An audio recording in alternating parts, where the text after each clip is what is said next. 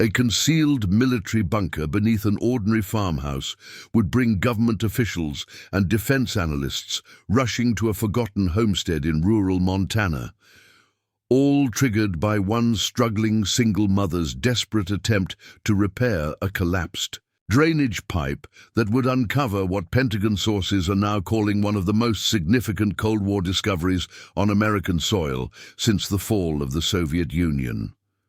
Before we jump back in, tell us where you're tuning in from, and if this story touches you, make sure you're subscribed, because tomorrow I've saved something extra special for you. The bitter Montana winter howled outside as Sarah Mitchell stared at the foreclosure notice in her trembling hands. The weak light from the old farmhouse kitchen barely illuminated the official letterhead, but the message was crystal clear. 45 days after losing her teaching position during the school district's budget cuts and depleting her savings, trying to launch a small online business selling handcrafted furniture, she had just 45 days before the bank would seize the property she'd inherited from her grandfather 6 months ago. Sarah placed the notice among the scattered bills and repair estimates that had become permanent fixtures on the worn kitchen table. The same table where her grandfather, retired Air Force Colonel James Mitchell, had taught her to play chess during summer visits, where she had helped her 10-year-old daughter Emma with homework since moving to the farm, and where Sarah's hopes for financial stability had gradually withered alongside the farm's neglected fields.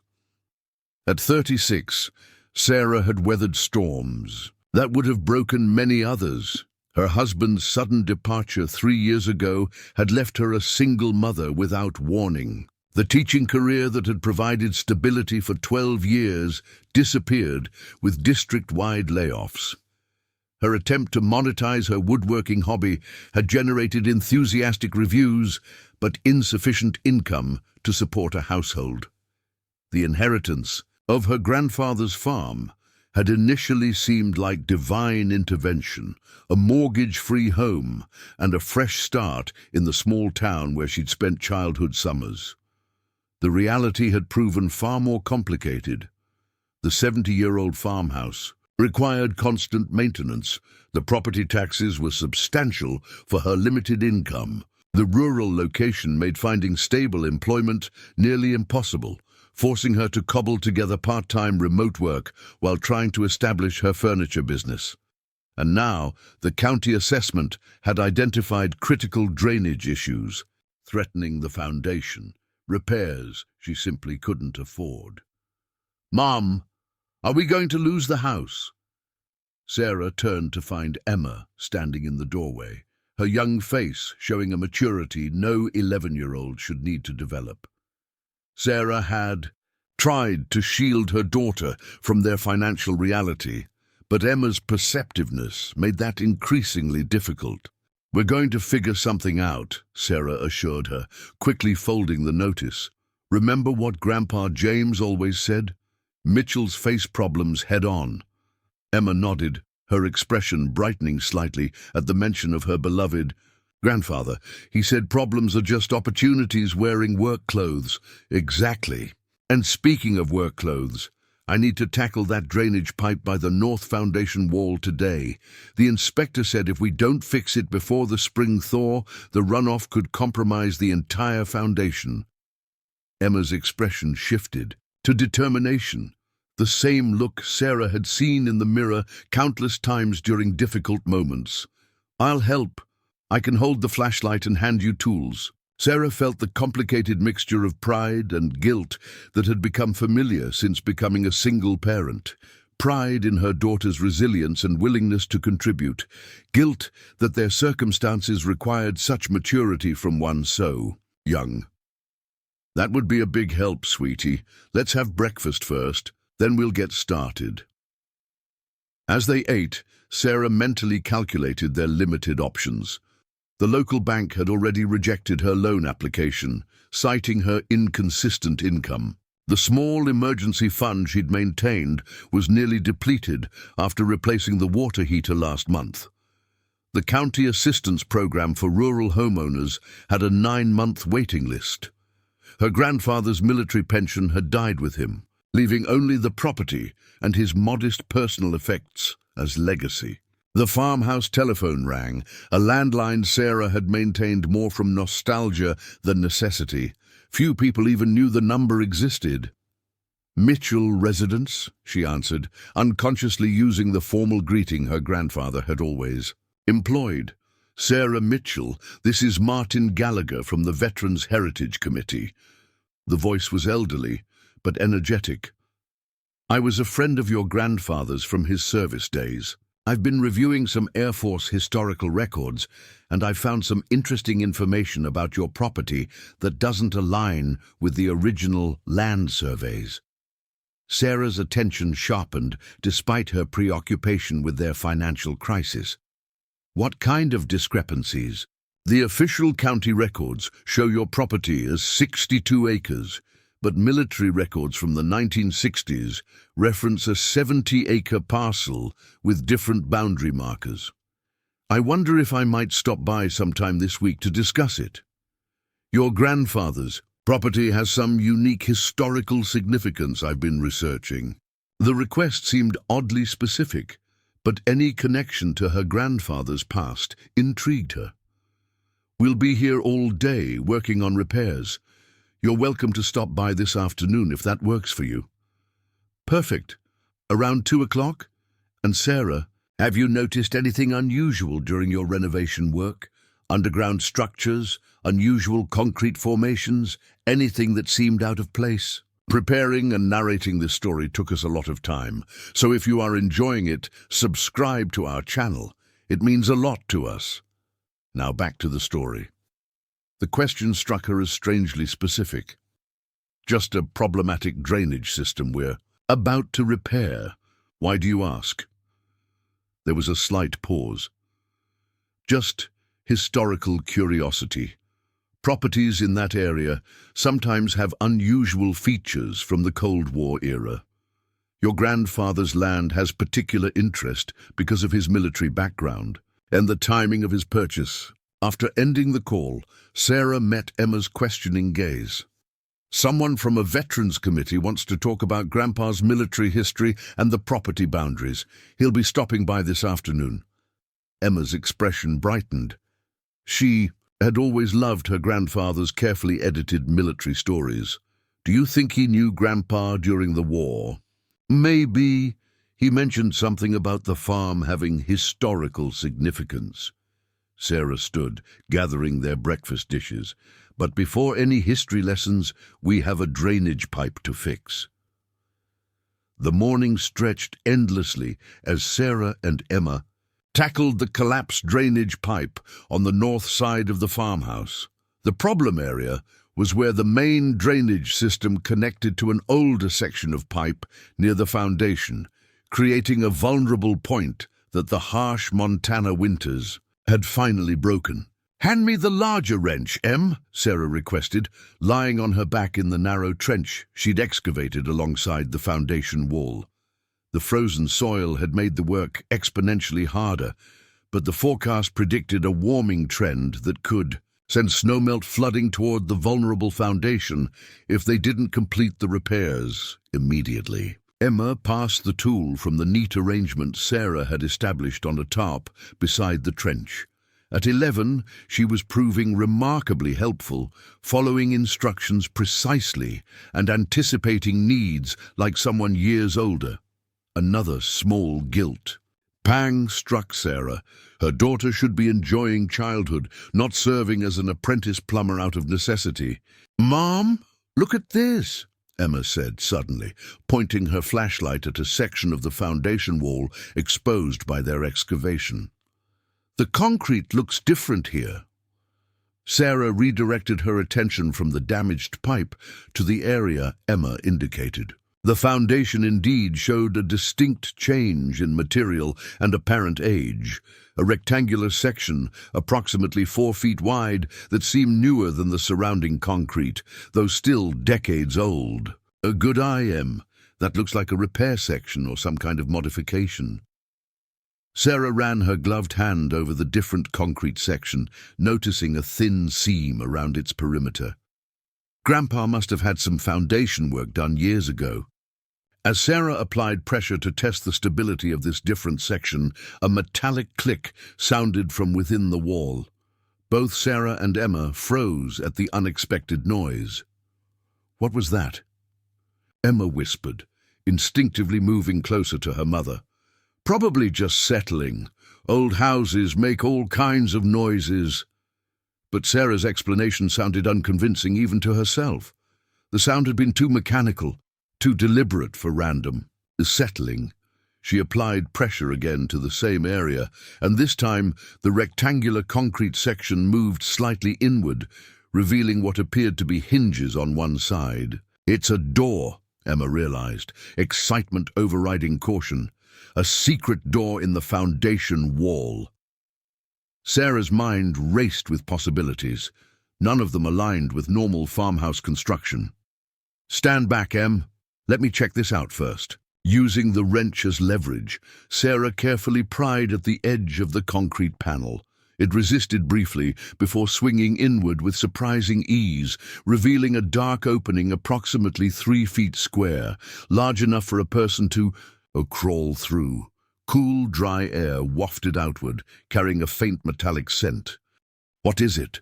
Emma asked, peering cautiously over her mother's shoulder.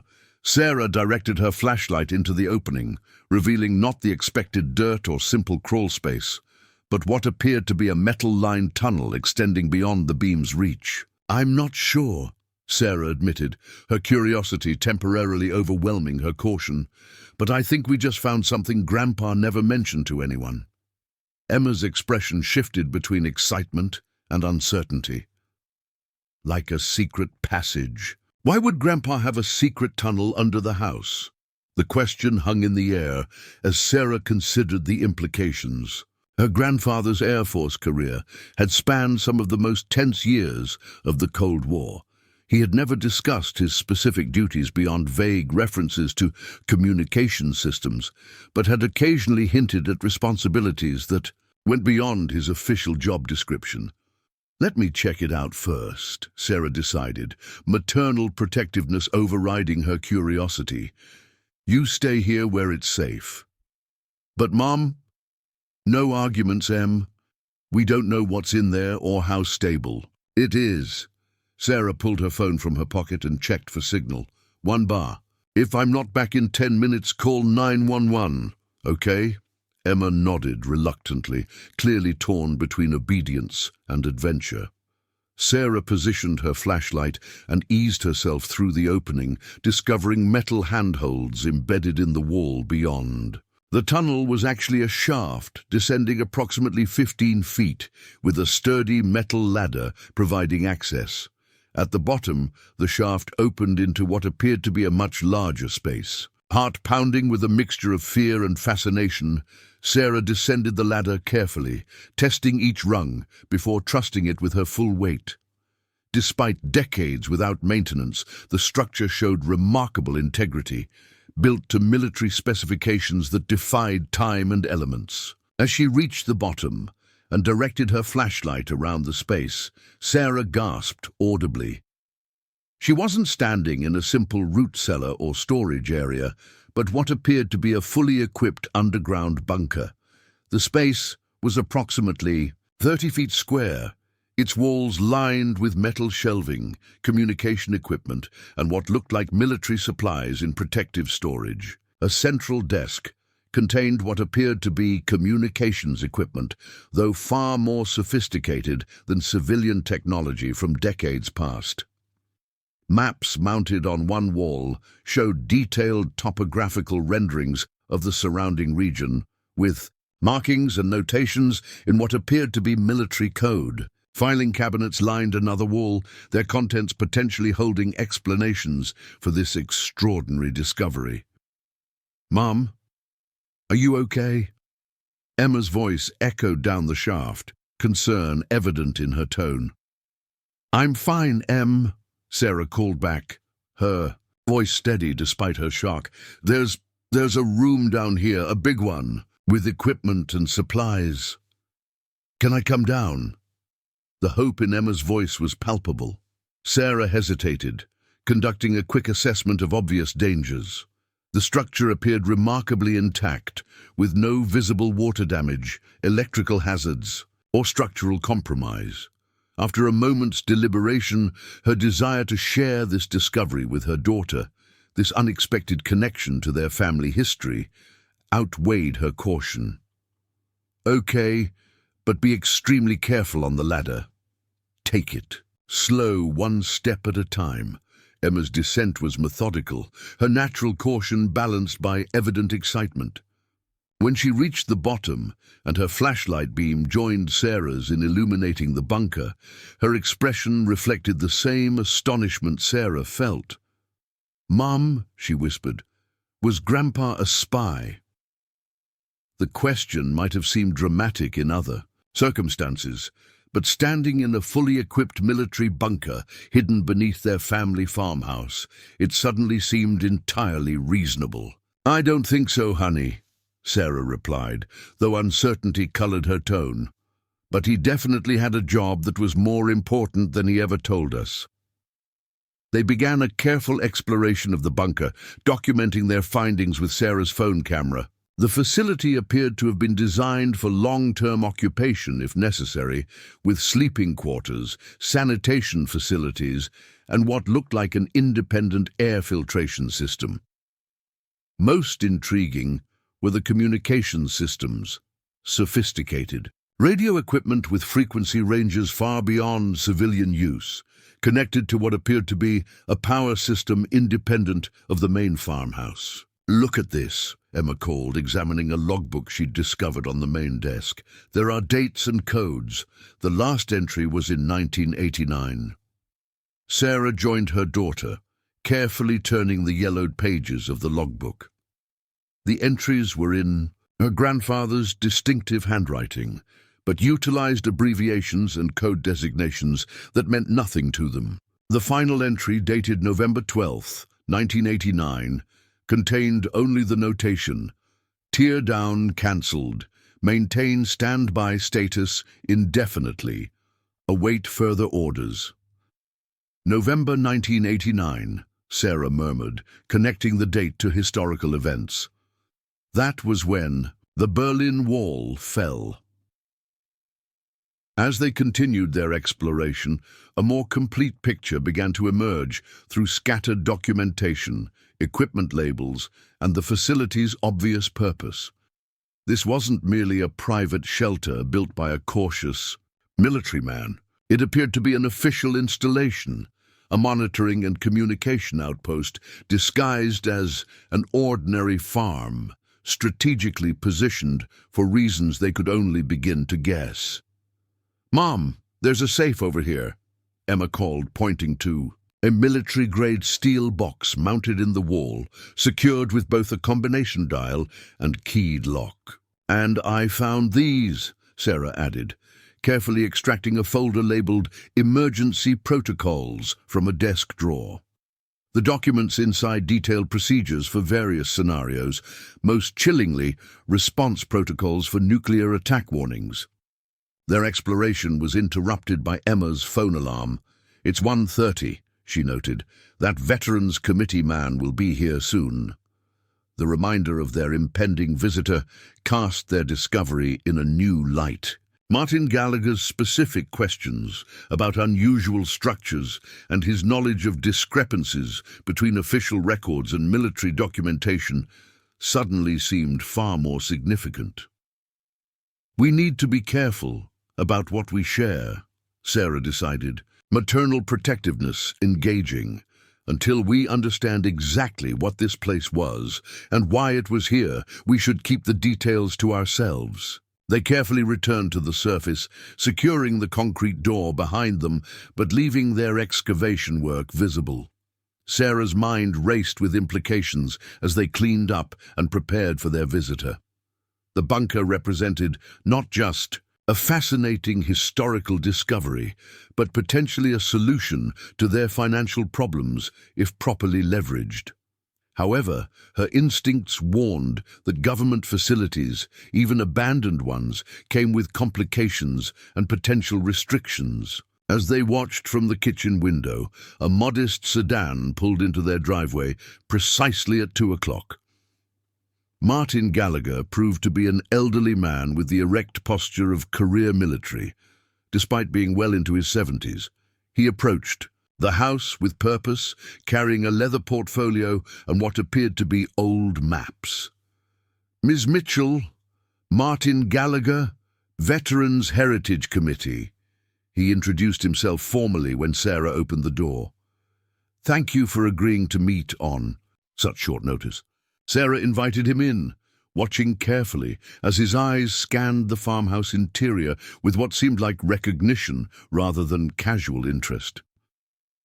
"You mentioned discrepancies in the property records," Sarah prompted once they were seated at the kitchen table, the same table where the foreclosure notice still lay partially hidden beneath other papers. "Yes, indeed."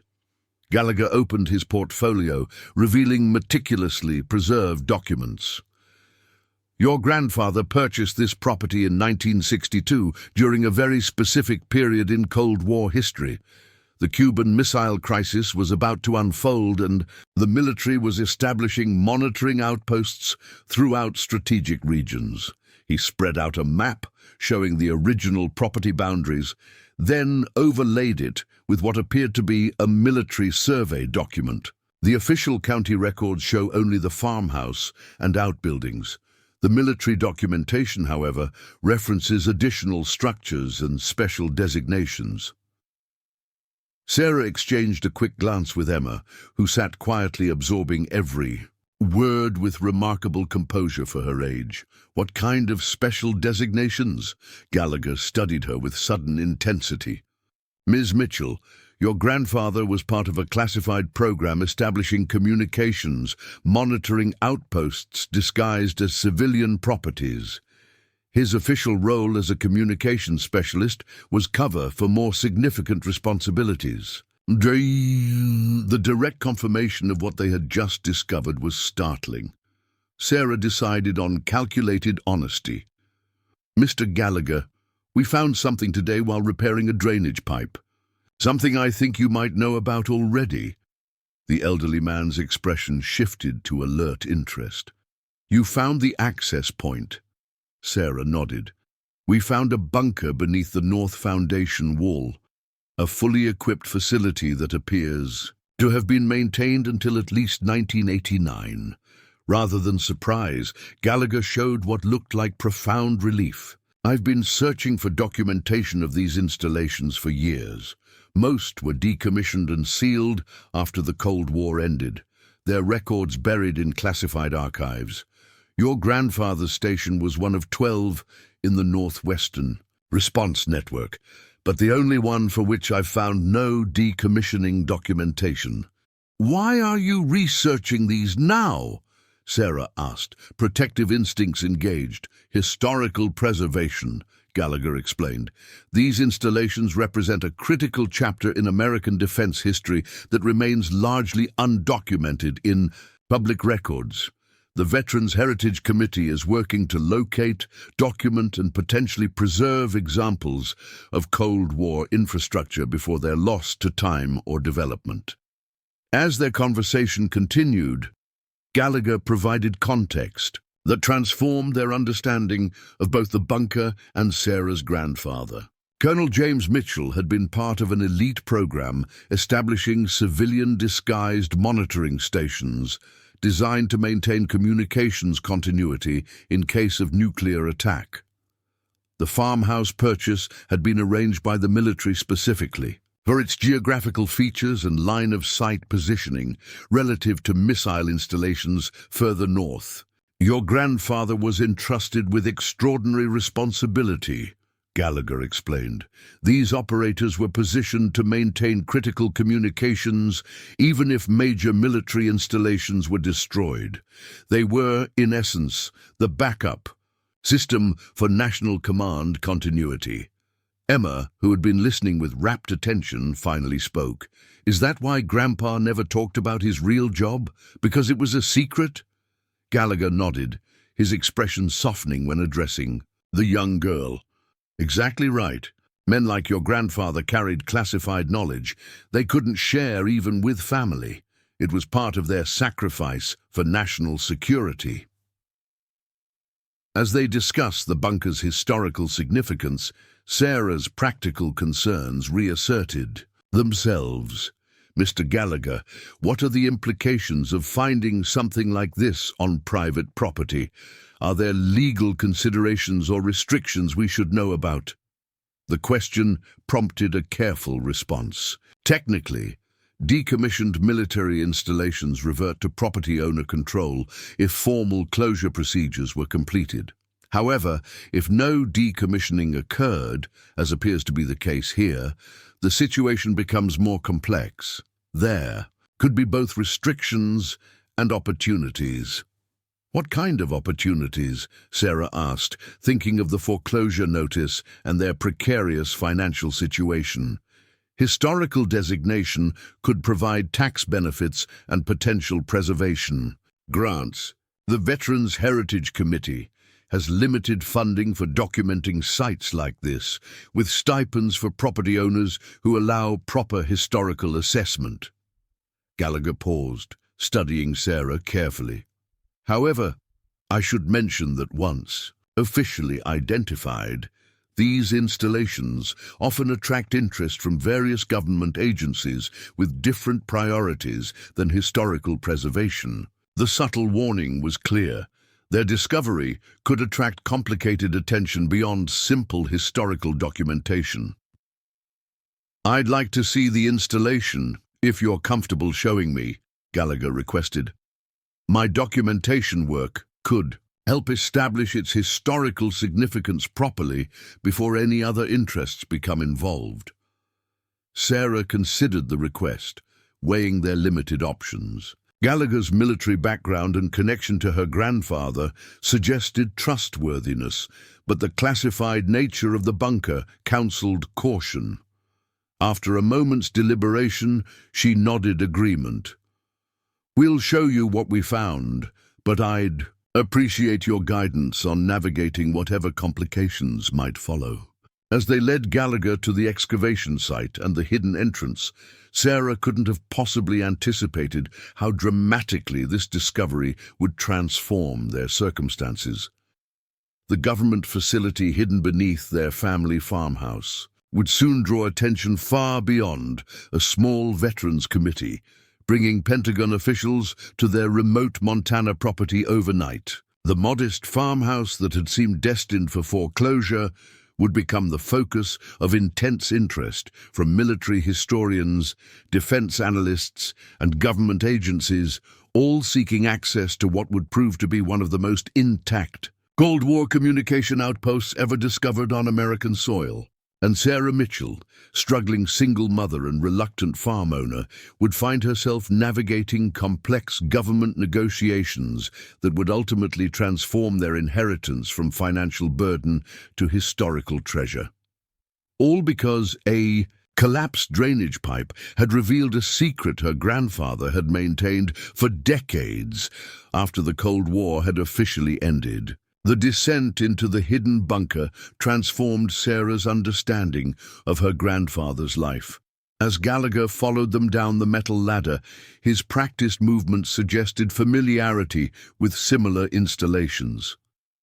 His flashlight beam joined theirs, adding illumination to the remarkable underground facility.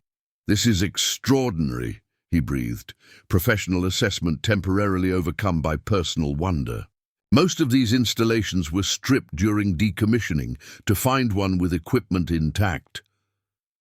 He moved to the communications console, examining the vintage technology with reverent hands.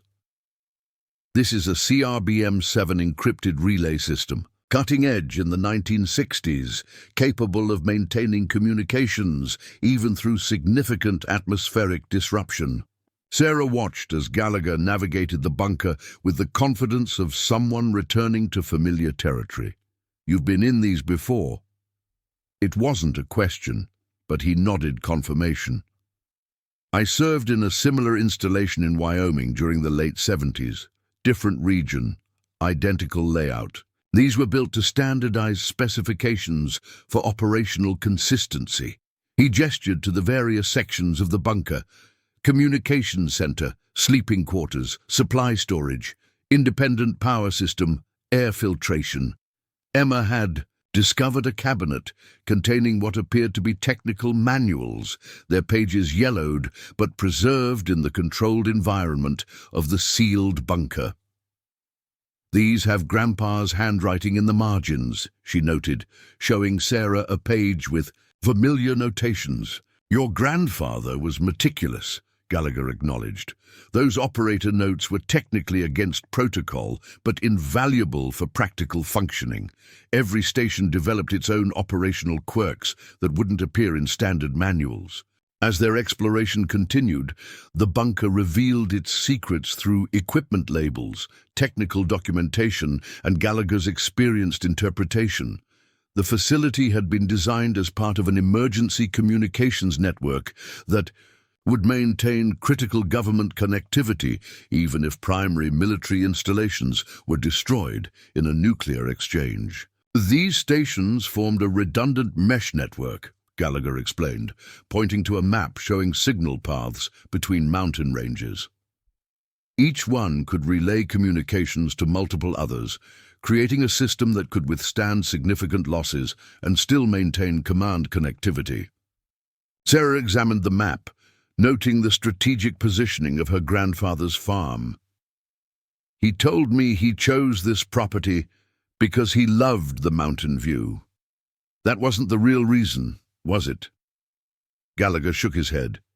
"The property was selected for its topographical features. Direct line of sight to 3 mountain relay points, natural overhead concealment from aerial observation, and geological features that would provide some radiation shielding in worst-case scenarios." The revelation transformed Sarah's understanding of her family history. The grandfather she had known as a retired Air Force officer with a passion for chess and woodworking had simultaneously been a critical component in America's nuclear defense strategy, a secret he had maintained even within his family. "The most remarkable aspect," Gallagher continued, examining the equipment with professional assessment, "is that this station appears to have been maintained well beyond the official end of the program. These calibration logs show regular maintenance until at least 1995, years after the Soviet collapse." Sarah recalled her grandfather's regular maintenance weekends throughout her childhood, when he would spend hours working in areas of the farmhouse that were supposedly just checking the foundations or updating the electrical. Those ordinary maintenance tasks had concealed his continued stewardship of a classified military installation. "Why would he keep maintaining it after the Cold War ended?" Emma asked, displaying intuitive understanding of the historical inconsistency. Gallagher considered the question thoughtfully. "Some operators developed a deep sense of responsibility for their stations. They understood the critical nature of their role in worst-case scenarios. Your grandfather might have continued maintenance, out of that sense of duty, even after official protocols changed." As they examined the bunker's contents more systematically, Sarah discovered a sealed metal container, labeled "personal," in her grandfather's handwriting. Unlike the military equipment and technical documentation, this appeared to be something he had added independently. "Should we open it?" she asked Gallagher, uncertain about the protocols surrounding personal items in a government facility. "That would be your family's prerogative," he replied. "Anything personally added by your grandfather would fall outside official military purview." With careful hands, Sarah opened the container to find a leather-bound journal, a set of photographs, and several letters in sealed envelopes.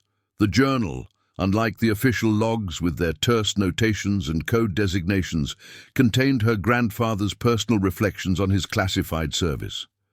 The first entry, dated 1962, captured his initial reaction to his assignment. "Today, I accepted a responsibility I can never explain to my family. I will live two lives now, the one they can see, and the one that might someday save them without their knowledge.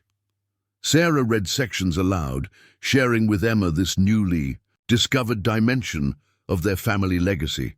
The journal documented not just technical aspects of the bunker's operation, but the psychological experience of maintaining dual identities, respected community member, and critical military asset.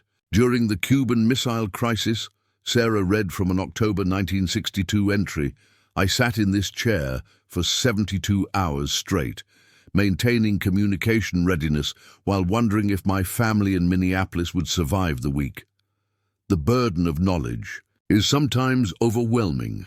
Understanding threats that civilians are mercifully protected from recognizing. The personal testimony transformed their understanding of Colonel Mitchell from respected grandfather to unacknowledged hero, carrying responsibilities and knowledge he could never share with those he sought to protect. "There are thousands of stories like your grandfather's," Gallagher noted. "Men and women who served in classified capacities, their contributions never recognized because the nature of their service required secrecy. The Veterans Heritage Committee tries to preserve these histories, even if the recognition comes decades later." As they continued exploring, Emma discovered something unexpected behind a storage cabinet, a sealed door they hadn't initially noticed, secured with both a conventional lock and what appeared to be a numeric keypad. "Another section?" Sarah asked, directing her flashlight at the unexpected feature. Gallagher examined it with evident surprise. "This isn't standard for these installations. The basic layout included all necessary facilities in the main chamber." The discovery suggested their understanding of the bunker remained incomplete. Whatever lay beyond that secured door represented something beyond standard operating protocols. "Do you know how we might open it?" Sarah asked, curiosity mounting about this additional mystery. "The keypad would have required an access code. Without that, we'd need specialized equipment to bypass it." Gallagher studied the locking mechanism thoughtfully. "Your grandfather might have recorded the code somewhere. These operators often maintained personal reference systems, especially for rarely used access points."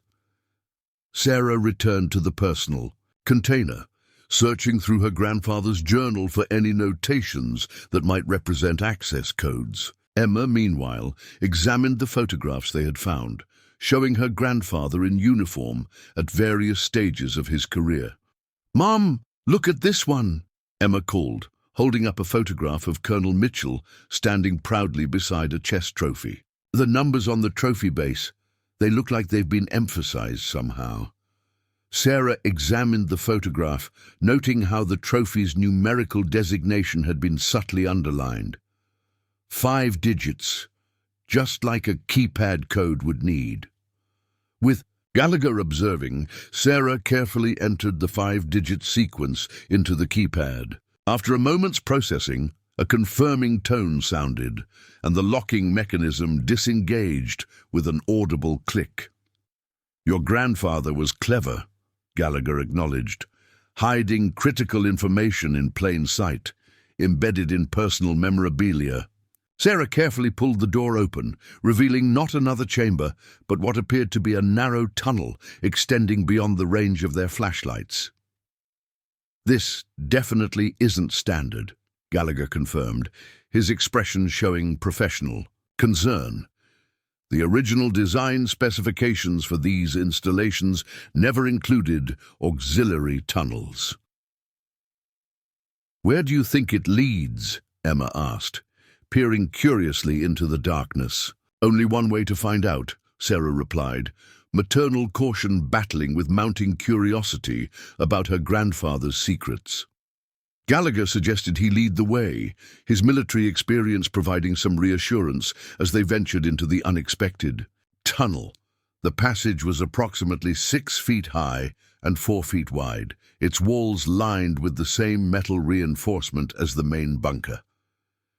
Unlike natural cave formations, this was clearly engineered construction, deliberate expansion of the Original installation for some purpose not included in standard designs. They proceeded cautiously, flashlight beams illuminating a path that extended approximately 50 yards before opening into another chamber.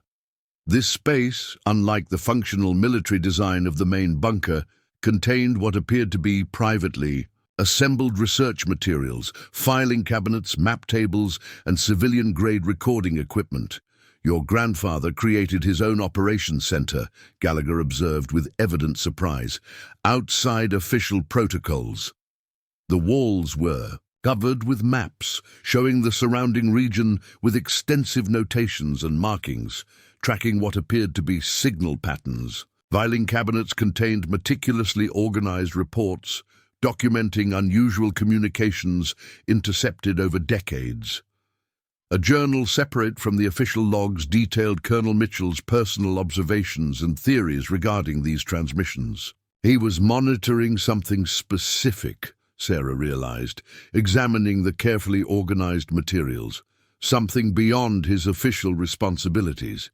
Gallagher nodded, professional assessment engaged. Some operators became convinced they'd identified patterns in background signals. Most were eventually explained as atmospheric phenomena or interference from classified American projects. But a few what? Emma prompted when he didn't complete the thought. A few operators maintained independent monitoring even after official channels dismissed their reports. They formed informal networks, sharing observations and maintaining vigilance outside official protocols. As they examined the private research facility, a more complex picture of Colonel Mitchell emerged. Beyond his official military duties, he had maintained decades of independent monitoring, documenting signal patterns that official channels had apparently deemed insignificant or explainable. His personal journals revealed a man convinced that something important was hidden within those transmissions, something overlooked or deliberately ignored by conventional analysis. November 1982, Sarah read from one journal entry, 3 distinct pattern repetitions within 24 hours, reported through official channels, classified as atmospheric anomaly, pattern matches precisely the September 1979 sequence that coincided with the unexplained flash detected by Vela satellite. Official explanation remains unconvincing. The materials documented not conspiracy theories but methodical scientific observation. A career military officer applying rigorous analysis to phenomena he believed deserved more attention than official channels had provided. Your grandfather was part of a small network of specialized operators who maintained independent monitoring, Gallagher explained, examining a logbook showing correspondence with other observers across the country. They were highly respected professionals, not fringe theorists. Their concern was that certain patterns might be overlooked due to institutional biases or classification barriers between agencies. Sarah felt a surge of pride in her grandfather's integrity and commitment. Even after retirement, he had maintained vigilance driven by professional responsibility rather than official requirements. This explains why he never fully decommissioned the station, Gallagher noted.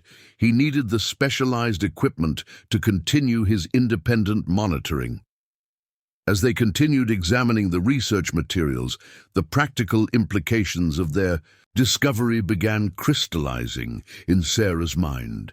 Beyond family history and historical significance, the bunker and its contents represented potential resolution for their immediate financial crisis. Mr. Gallagher, what would the Veterans Heritage Committee's interest be in documenting all of this? She asked, thinking of the foreclosure deadline looming over them. This is beyond our usual scope, he admitted. A standard communication. Bunker alone would qualify for our documentation program, which provides stipends for property owner cooperation. But this independent research facility represents something far more significant historically. It documents not just official cold war infrastructure, but the human dimension of specialized operators who maintained vigilance beyond their required duties. He considered the question more thoroughly. The committee could provide immediate documentation funding while pursuing larger preservation grants. Given the exceptional nature of this discovery, those resources could be substantial. The potential financial lifeline, represented by proper historical documentation, offered hope for their immediate crisis. However, Sarah's practical nature recognized potential complications. What about government interest? Would the military have claims or concerns about these materials? Gallagher's expression confirmed her concerns. This installation was never officially decommissioned, which technically means it remains government property, despite being on private land. The equipment, particularly the specialized communication systems, would fall under military jurisdiction. Your grandfather's personal research, however, occupies a gray area, conducted by a private citizen after retirement, yet using access and knowledge gained through classified service. The legal ambiguities suggested navigating competing interests would require careful strategy. Before Sarah could pursue this line of questioning further, Emma called their attention to something she had discovered in one of the filing cabinets. "Mum, look at these," she said, carefully handling what appeared to be recent printouts, far newer than the Cold War-era materials surrounding them. These are dated just 2 years ago. Sarah examined the documents with surprise.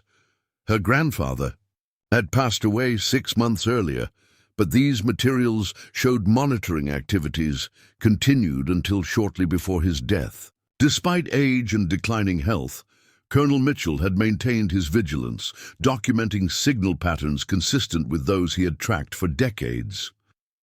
"He never stopped," Sarah said quietly, a new dimension of respect coloring her understanding. Of the grandfather she thought she had known completely. Even in his 80s, he was still coming down here, maintaining the equipment, continuing his research. Gallagher examined the recent documents with professional interest. These final observations might be particularly significant. They show pattern consistency with historical signals he documented during the height of the Cold War, signals that official channels repeatedly classified as anomalous or explainable.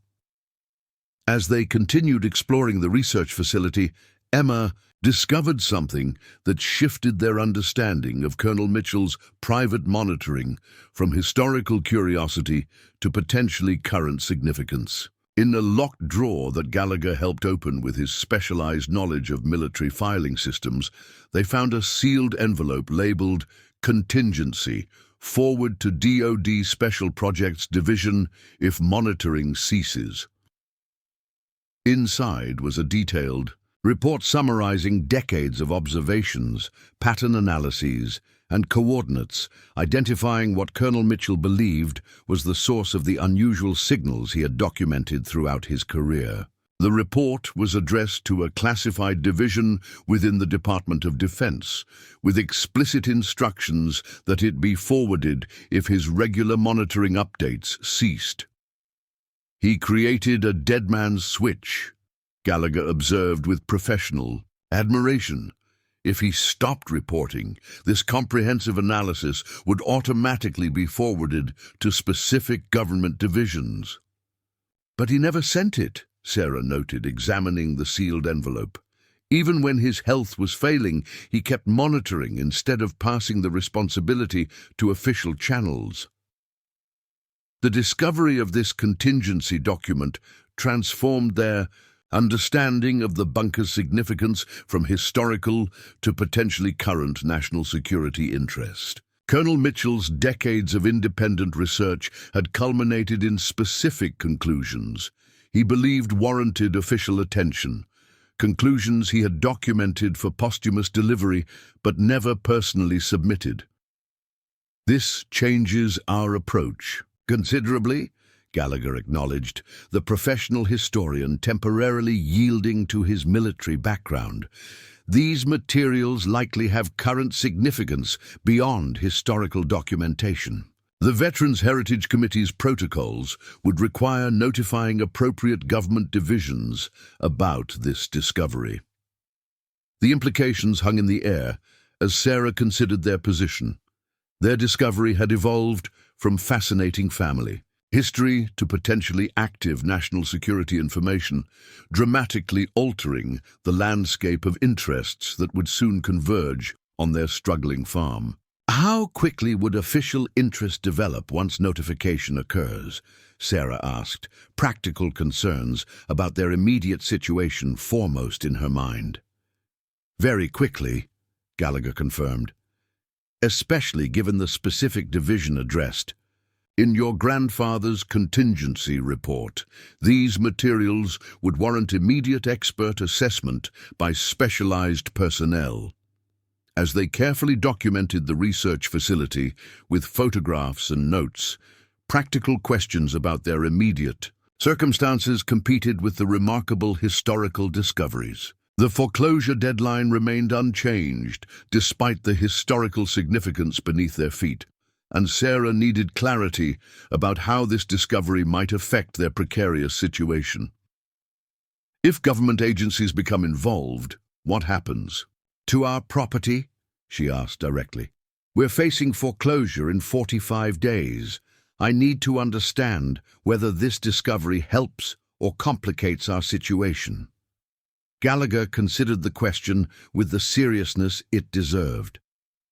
Historical designation through the Veterans Committee would provide immediate documentation funding and potential preservation grants. Government interest could accelerate financial support to secure the site, potentially including easement purchases or access agreements that would address your financial concerns while maintaining your ownership.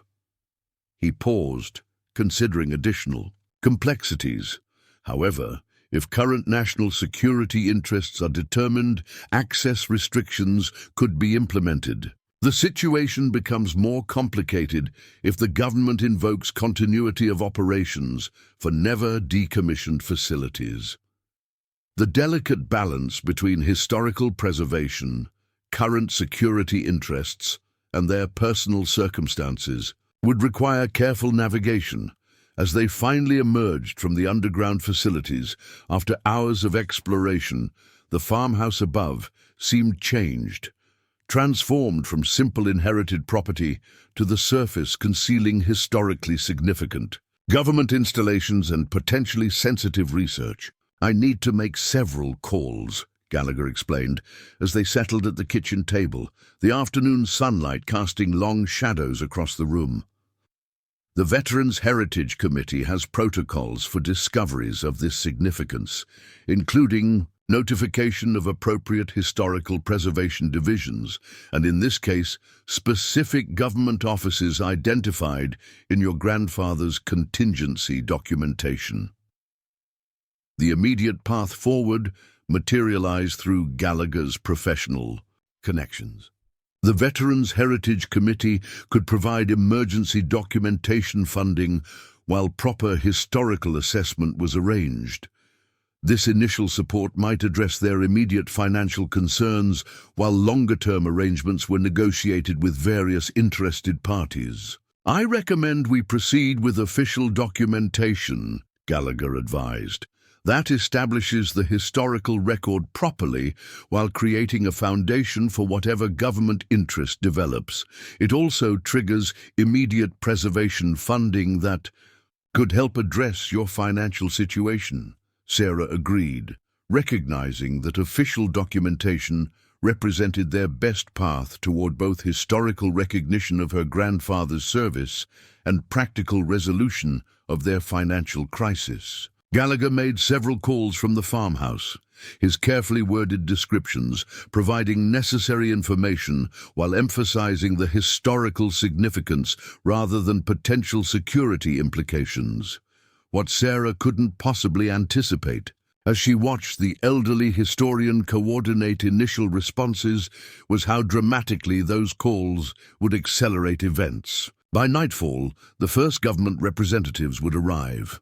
By morning, Pentagon officials would establish temporary operations in their rural farmhouse, transforming their financial crisis into a complex negotiation involving historical preservation, national security interests, and proper recognition of Colonel Mitchell's extraordinary service. The hidden bunker that had maintained silent vigilance beneath their feet for decades would soon become the focus of intense government interest, drawing specialized personnel from classified divisions to assess not just the historical Cold War installation, but the independent research facility that documented signals official channels had repeatedly dismissed. And Sarah Mitchell, struggling single mother facing imminent foreclosure, would find herself navigating unprecedented circumstances that would ultimately transform their inheritance from financial burden to nationally significant historical site. All because a collapsed drainage pipe had revealed the first threads of a remarkable story her grandfather had maintained in secret for decades. The transformation of the Mitchell farm began within hours of Gallagher's calls. As evening shadows lengthened across the property, the first government vehicle arrived.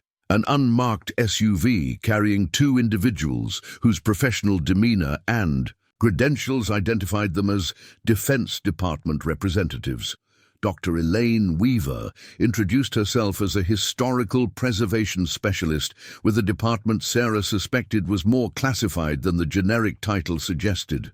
Her colleague, technical specialist Robert Mercer, carried equipment cases that clearly contained more than standard historical documentation tools. "Ms. Mitchell," Dr. Weaver greeted Sarah with respectful professionalism. "We understand you've discovered a significant historical installation on your property. We're here to conduct preliminary assessment and ensure proper protocols are followed for sites of this nature." Sarah recognized the carefully chosen language, technically accurate while revealing little about their actual objectives. "Mr. Gallagher has explained the historical significance of the bunker. I understand there may be both historical preservation and security considerations." Dr. Weaver nodded appreciatively at Sarah's direct approach. "That's precisely right. These installations represent both historical artifacts and potentially sensitive technological systems.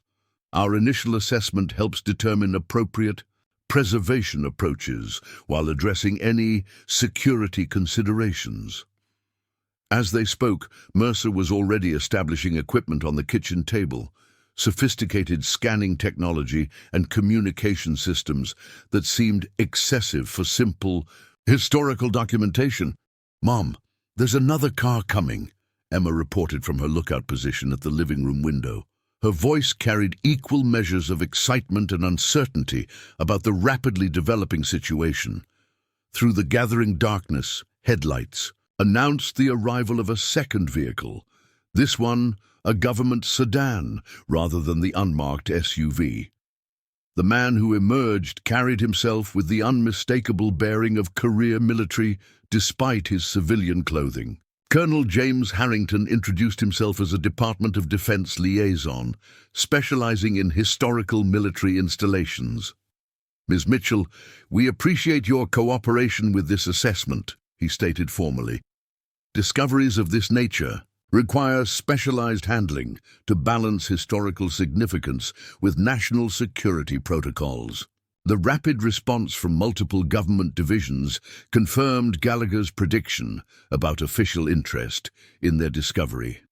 As Sarah welcomed these unexpected visitors into her home, she felt simultaneously overwhelmed by the situation's complexity and empowered by the recognition of her grandfather's significance. "We've prepared a preliminary documentation package," Gallagher explained, presenting materials they had assembled during the afternoon.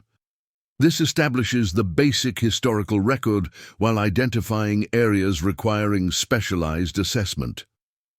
Colonel Harrington reviewed these materials with professional efficiency, his expression revealing nothing about their significance beyond official interest. "This will provide a useful foundation for our assessment team. The full evaluation will require specialized personnel who are being deployed from various facilities." The casual reference to deployed personnel suggested resources far beyond standard historical documentation were being mobilized. Sarah's practical concerns about their immediate situation reasserted themselves amid the rapidly developing government interest. "Colonel, we're facing foreclosure on this property in 45 days, she stated directly. "While I understand the historical and security significance of what we've discovered, my immediate concern is ensuring my daughter and I don't lose our home while these assessments proceed." Her directness earned a measured nod of respect from the colonel. "That's a legitimate concern, Ms. Mitchell. Discoveries of this nature typically trigger emergency preservation protocols that include property stabilization provisions. Our department has specific funding allocations for securing historically significant installations, including supporting infrastructure. In this case, your farmhouse." Dr. Weaver elaborated with more specific information. "The initial stabilization funding can be processed within 72 hours.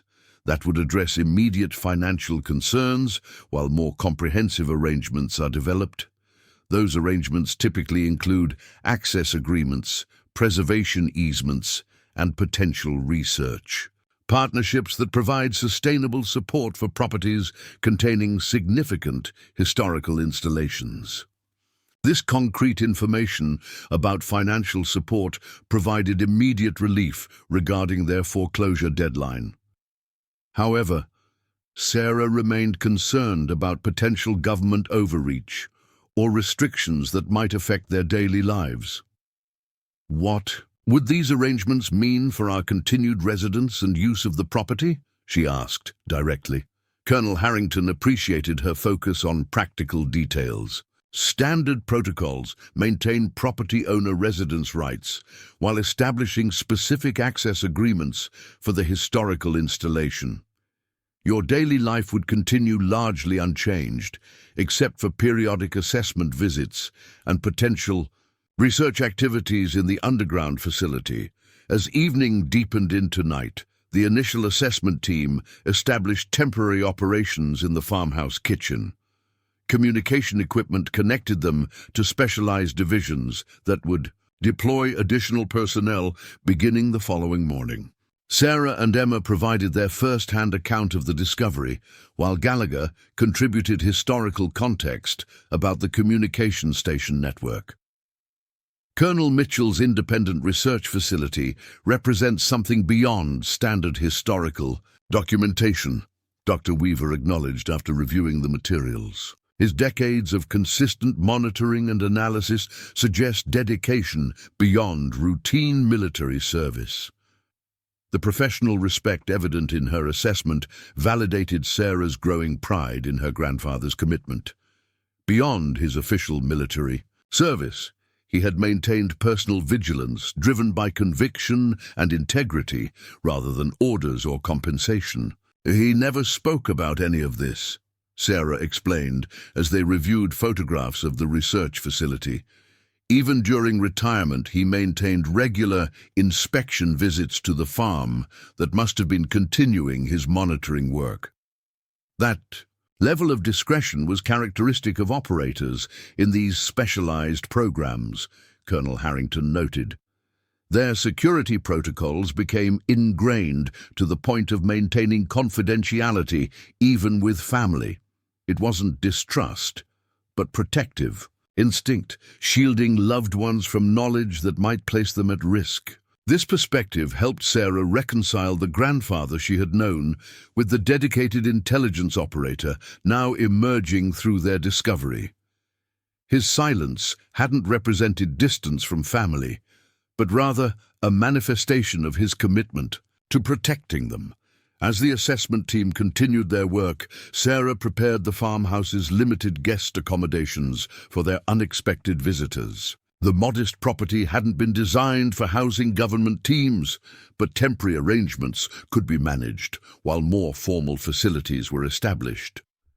"Additional personnel will arrive tomorrow morning," Colonel Harrington explained. They'll include specialized technical teams to assess the communication equipment and analyze your grandfather's research materials. Most will establish operations in temporary field facilities rather than requiring household accommodations. The reference to field facilities suggested a level of deployment Sarah hadn't anticipated. "How many people are coming?" she asked, trying to envision the scope of operations about to descend on their quiet farm. "The initial assessment will require approximately 20 specialists across various disciplines," he replied, matter-of-factly. "Standard protocols for installations of this significance include security personnel, technical specialists, and historical documentation teams." The scale of response transformed Sarah's understanding of their discovery's importance. What had begun as fascinating family history had escalated to a government operation mobilizing specialized teams and resources. The implications extended far beyond historical curiosity to suggest current significance that warranted immediate and substantial official attention. As Sarah prepared Emma for bed, her daughter's perception cut through the complexity to the human core of their situation. Grandpa was a hero, wasn't he? Not the kind they give medals to, but the kind who does important things nobody ever knows about. The simple truth in her daughter's assessment brought unexpected tears to Sarah's eyes. Yes, sweetheart, he was exactly that kind of hero, the kind who serves without recognition because the work itself matters more than acknowledgement. "Do you think he'd be okay with all these people coming to learn about his secret work?" Emma asked, as Sarah tucked her into bed. The question prompted thoughtful consideration. "I think he'd want his work properly understood by the right people. He created that contingency report to be delivered if something happened to him. That suggests he believed his research deserved official attention under the right circumstances." Their conversation was interrupted by a soft knock at the bedroom door. Dr. Weaver stood in the hallway, her professional demeanor softened slightly by evident consideration for the family moment. "I apologize for the interruption," she said, quietly. "We've completed initial communications with our primary assessment team. They've requested we secure the access points to the underground facility tonight, in preparation for tomorrow's full evaluation." Sarah nodded, understanding maternal protectiveness, automatically assessing potential impacts on Emma. "Will this involve disruptive activities? My daughter needs rest, despite all the excitement. Just standard security protocols," Dr. Weaver assured her. "Minimal personnel and equipment, focusing on documenting access systems and establishing basic monitoring. The comprehensive assessment will begin after sunrise." After ensuring Emma was settled comfortably, despite the unusual circumstances, Sarah joined the assessment team as they established preliminary security around the bunker entrance. The process was conducted with impressive efficiency. Specialized equipment documenting the access mechanisms, while temporary monitoring systems were positioned to record any activity near the entrance. These measures primarily ensure proper documentation of the site's original condition, Colonel Harrington explained, recognizing Sarah's watchful attention to their activities. Standard protocols for historical military installations require establishing unaltered baseline documentation before comprehensive assessment begins. The careful balance between security requirements and respect for property owner rights reflected professional disciplines that Sarah found reassuring. Despite the potential national security implications, the initial team maintained transparent communication about their activities and objectives. As midnight approached, temporary operations had been established in the farmhouse kitchen. Secure communications connected the advance team with specialized divisions preparing for deployment the following morning. Monitoring systems provided basic surveillance of the bunker entrance and surroundings. Preliminary documentation had been transmitted to analytical teams already working to contextualize the discovery within historical records. "You should get some rest, Ms. Mitchell," Dr. Weaver suggested. "Tomorrow will bring substantial activity as our primary assessment. Teams arrive. We'll maintain monitoring operations overnight without requiring your direct involvement." Sarah recognized the wisdom in this advice, despite her lingering concerns about government personnel operating on her property while she slept. The days, discoveries, and rapidly developing events had created extraordinary circumstances requiring adaptation and trust-building on all sides. "I'll be available if anything requires property owner consultation," she agreed, establishing boundaries, while acknowledging the legitimate assessment process. "Please remember that my daughter is sleeping upstairs. Any disruptive activities should be postponed until morning." Colonel Harrington nodded with professional respect. "Absolutely understood. Our overnight protocols will maintain minimal disruption. The comprehensive assessment won't begin until you and your daughter have been properly consulted in the morning." As Sarah finally retired to her bedroom, the farmhouse that had represented financial burden and impending loss just that morning had transformed into the center of government operations, focused on historical preservation and potential national security interests. The foreclosure notice that had driven her desperate repair attempts now seemed disconnected from their new reality, where Pentagon resources were being deployed to their rural Montana property.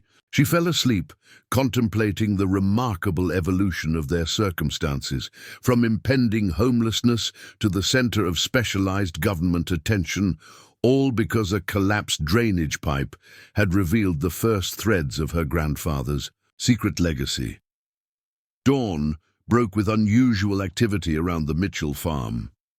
Sarah awoke to the sounds of vehicles arriving and equipment being positioned.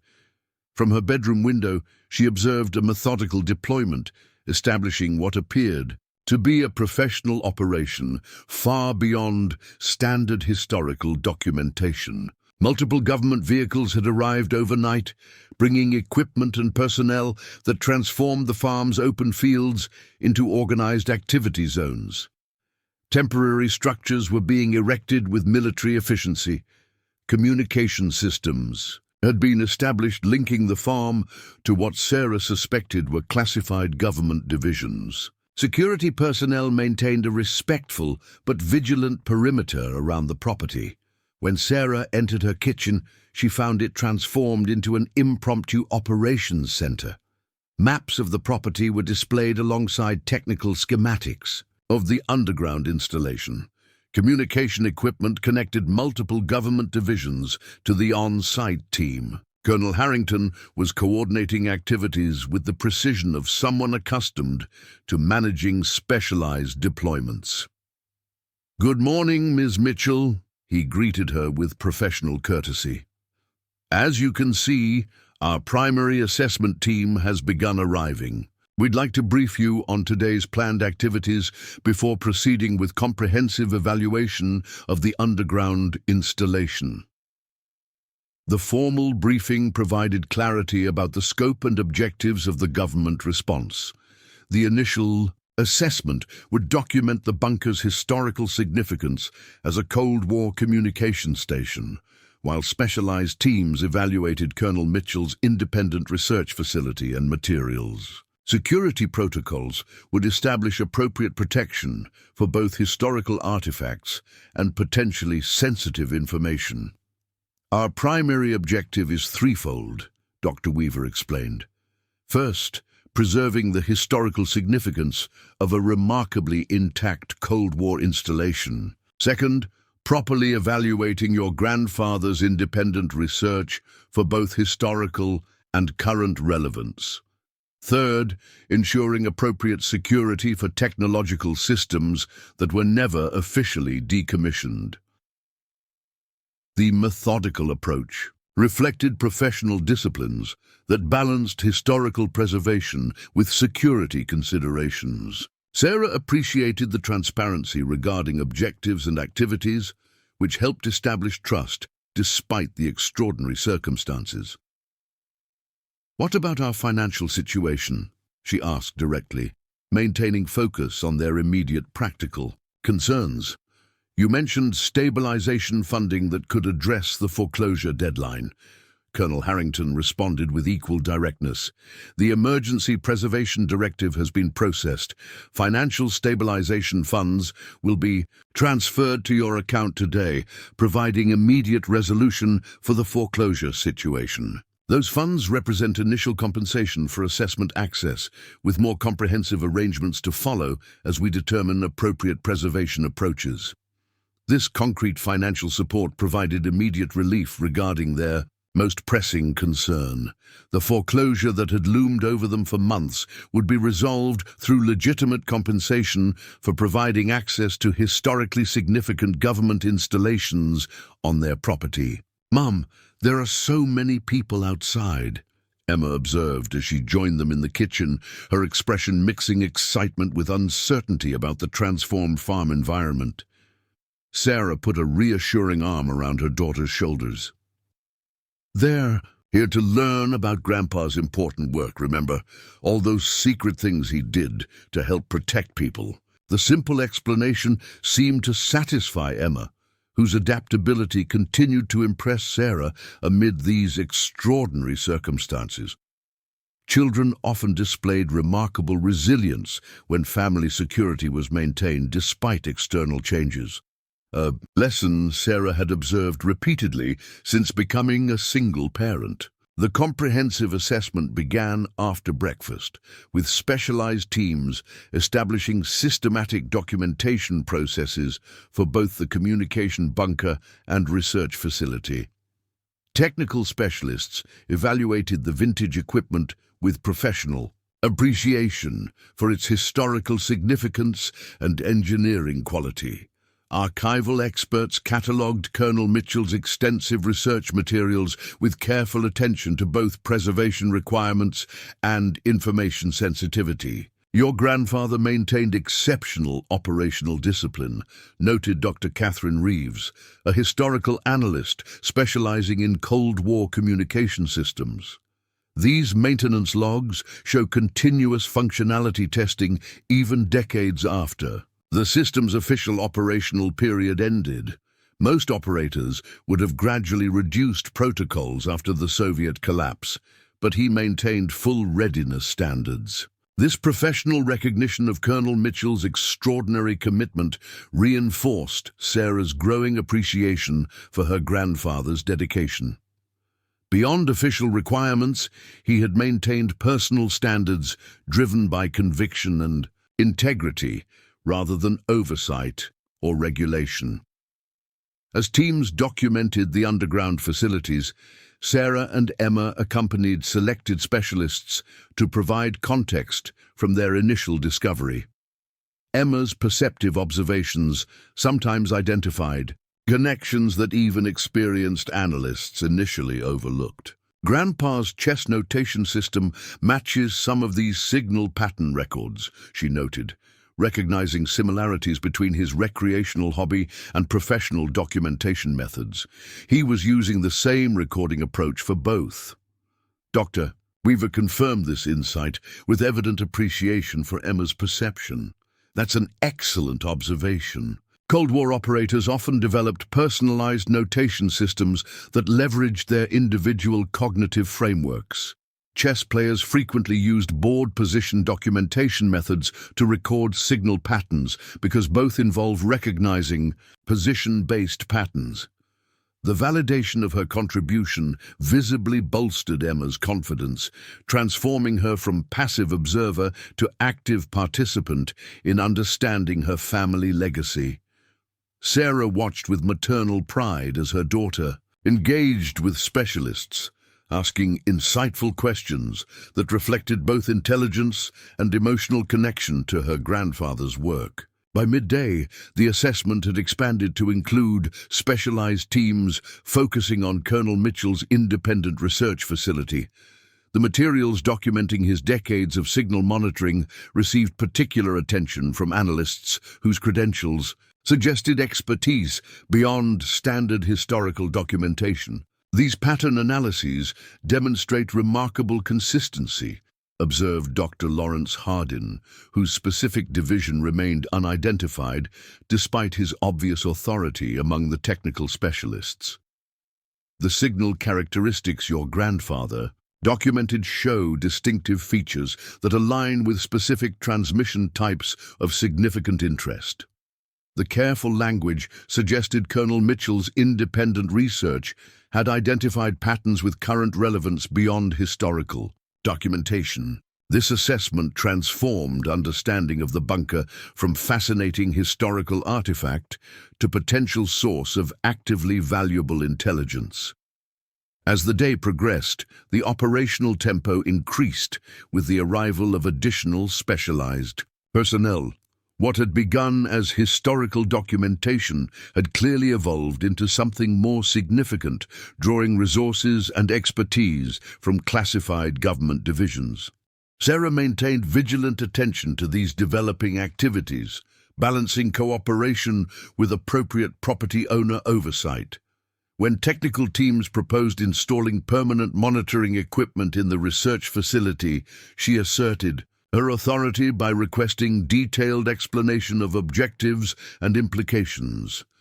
"We appreciate the historical significance and potential current relevance," she stated firmly to Colonel Harrington. "However, permanent installations require proper agreements regarding property access, compensation, and operational parameters. We need formal documentation of these arrangements before proceeding with structural modifications." Her professional assertiveness earned respect rather than resistance. Colonel Harrington immediately organized a briefing on proposed access agreements, demonstrating the government's commitment to proper protocols despite the urgency of their assessment objectives. These standard agreements establish appropriate parameters for government access to historical installations on private property, he explained, providing documentation developed for similar situations. They include compensation provisions, operational limitations, and property owner consultation requirements for any activities beyond documented parameters. The formal framework provided necessary structure for the evolving relationship between the Mitchell family and government interests, rather than overwhelming property owner rights with national security imperatives. The process respected Sarah's authority while acknowledging legitimate government interests in the historical installation. By late afternoon, the assessment had generated preliminary findings that transformed understanding of Colonel Mitchell's activities. His decades of independent monitoring had documented signal patterns that official channels had repeatedly dismissed, but that now generated significant interest from specialized analytical divisions.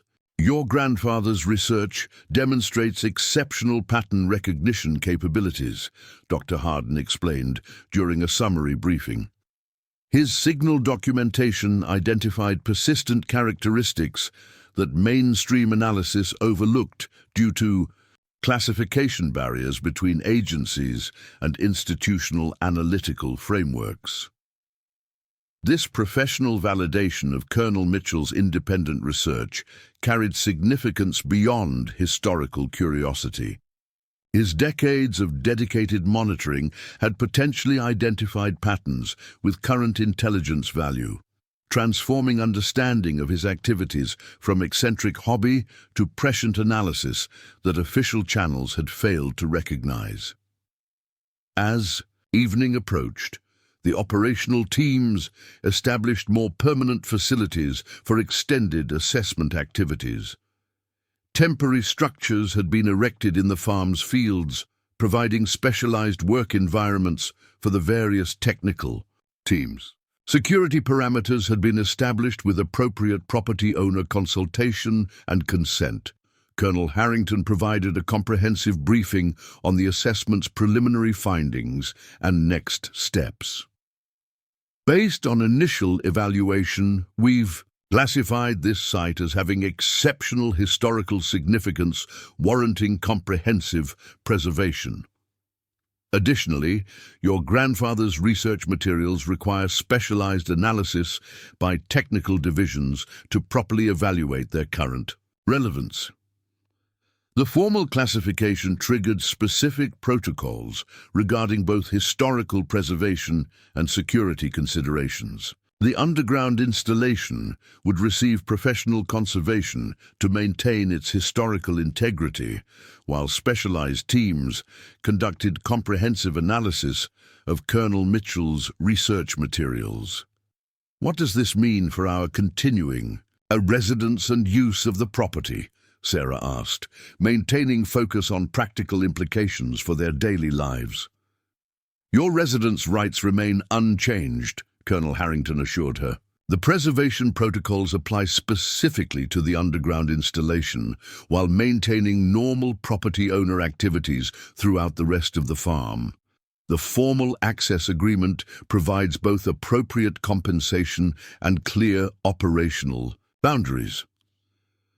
The financial aspects of this arrangement exceeded Sarah's most optimistic expectations. Beyond addressing the immediate foreclosure threat, the preservation funding and access compensation would provide long-term stability that transformed their inherited property from financial burden to sustainable resource. Does this mean we're not losing the farm? Emma asked, cutting through complexity to the core concern that had dominated their lives for months.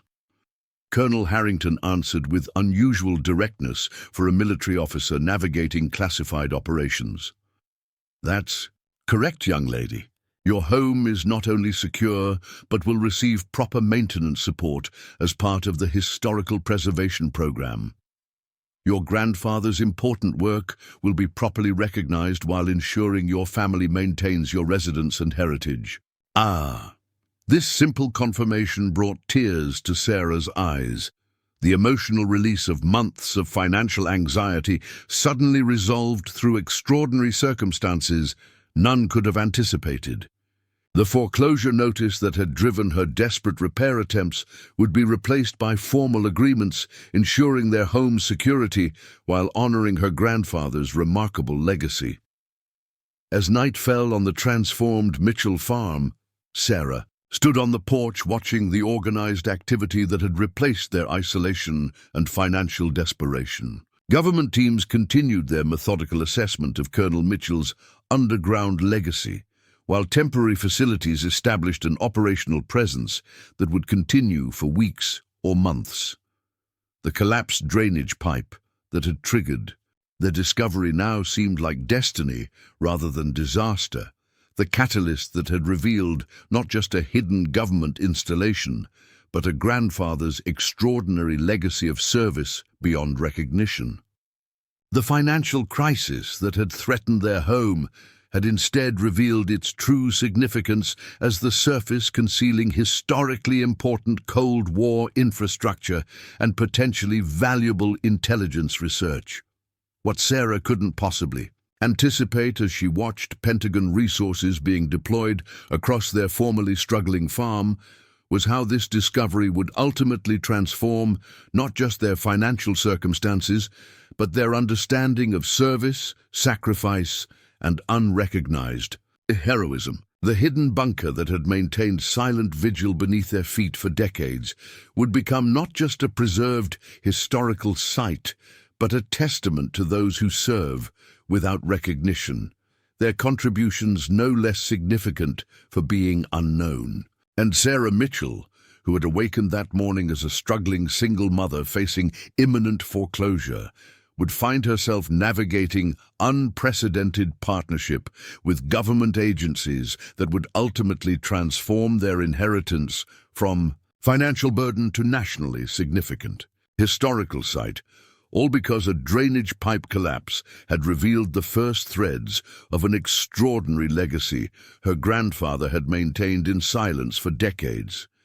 2 years had passed since a collapsed drainage pipe had revealed the hidden bunker beneath the Mitchell farm. The modest rural property that had once faced imminent foreclosure now stood as the centerpiece of a unique historical preservation project that had transformed both the land and the lives of those connected to it.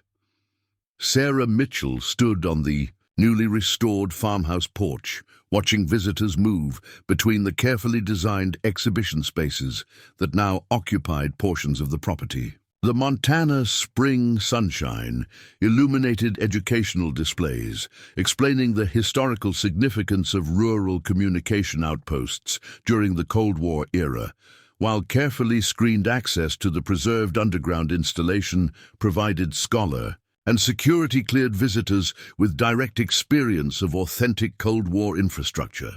The school group from Billings just arrived, reported Emma, now 13 and remarkably poised as she helped coordinate the day's visitor schedule. Her middle school uniform had been replaced with a junior docent badge, identifying her official role with the Mitchell Historical Preservation Site.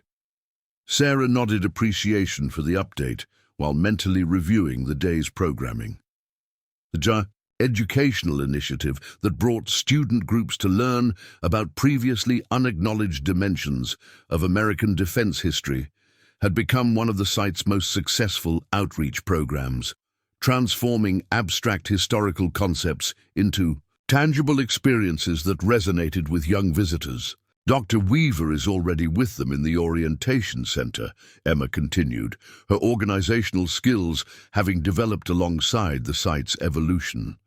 She said she'll bring them to the main exhibition hall after the introductory presentation. The mentioned Orientation Center had once been the farm's equipment barn, now professionally renovated to serve as the initial experience for visitors learning about the site's historical significance. There, Dr. Elaine Weaver, who had transitioned from government assessment leader to the preservation site's historical director, provided context that prepared visitors for understanding both the communication bunker's official purpose and Colonel Mitchell's remarkable independent research. Perfect, Sarah acknowledged.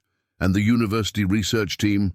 They're already in the documentation center with Professor Gallagher. He mentioned they've made significant progress correlating Grandpa's signal analyses with recently declassified satellite data. This research partnership represented one of the site's most academically significant dimensions. Martin Gallagher, whose Veterans Heritage Committee had provided crucial initial support, now led a specialized university program examining how isolated operators like Colonel Mitchell had documented phenomena overlooked by mainstream analysis. Channels. The Mitchell Farm's transformation had unfolded with remarkable efficiency following the government's initial assessment. The emergency preservation funding had immediately resolved the foreclosure threat, while comprehensive agreements established appropriate parameters for historical preservation, research access, and family residence rights. Rather than displacing the Mitchells from their home, the preservation project had incorporated the farmhouse as an integral historical element, the authentic surface structure that had concealed critical defense infrastructure during decades of Cold War vigilance. Sarah and Emma maintained full residence rights while participating in the site's educational and research missions according to their own interests and abilities. The financial aspects of these arrangements had transformed their circumstances completely. Beyond addressing the immediate foreclosure crisis, the preservation agreements provided sustainable support through a combination of direct compensation for access rights, employment opportunities within the preservation program, and infrastructure maintenance as part of the historical conservation effort. Sarah had discovered unexpected professional fulfillment in developing educational programming that made complex historical concepts accessible to visitors, ranging from elementary students to academic researchers. Her teaching background, initially sidelined by district budget cuts, had found new expression in creating learning experiences that connected visitors to previously unacknowledged dimensions of American history. Mrs. Mitchell, the Pentagon delegation has arrived for their quarterly review session. The update came from David Chen, the site's operations coordinator, whose professional background bridged civilian historical preservation and specialized security protocols. His role maintained appropriate boundaries between public educational programming and the classified research that continued in secured sections of the underground installation. "Thank you, David. I'll meet them in the administrative center," Sarah responded, mentally shifting focus from educational programming to the more sensitive dimensions of the site's operations. The quarterly review sessions represented the government's continuing interest in both historical preservation and specialized research activities. While portions of the underground installation had been carefully prepared for educational access, other sections, particularly Colonel Mitchell's independent research facility, remained restricted to specialized personnel with appropriate security clearances. As Sarah walked toward the administrative center, she reflected on the remarkable evolution of their circumstances.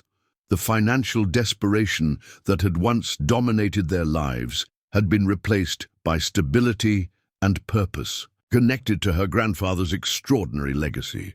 Emma had transitioned from a child bearing the weight of adult concerns to a confident young person, developing her own connections to their family's remarkable history. The administrative center occupied a purpose-built structure that balanced architectural harmony with the historical farmhouse while providing modern facilities for the site's management operations. Inside, Sarah found the Pentagon delegation already reviewing operational statistics with the security coordination team. Colonel James Harrington, whose initial assessment had established the framework for the site's development, continued to serve as primary Pentagon liaison. Now promoted to Brigadier General, he maintained personal oversight of the project he had helped shape from its discovery. "Sarah, excellent to see you." He greeted her with the familiar courtesy that had characterized their professional relationship from the beginning. "The educational program metrics are impressive this quarter. The student engagement statistics show remarkable knowledge retention compared to traditional classroom instruction on Cold War history." Sarah acknowledged the validation with professional satisfaction. The experiential learning approach connects students to historical concepts through tangible examples, understanding how isolated rural outposts contributed to national defense. Provides perspective that textbooks alone can't deliver. The conversation shifted to more sensitive aspects of the site's operations as security coordinators provided updates on the continuing research into Colonel Mitchell's signal analysis materials.